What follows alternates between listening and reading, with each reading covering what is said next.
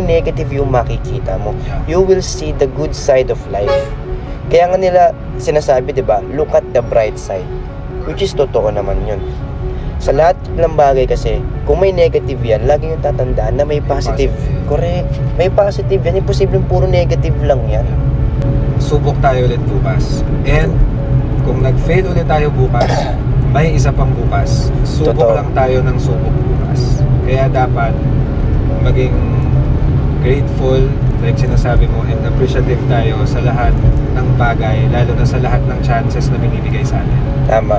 Kasi as long as there is tomorrow, you have anything, everything, and only chances to be grateful about tomorrow. Yes. Because your tomorrow will be your chance and will be your hope. Yes. Because those tomorrows, those days to come are your chance to become better.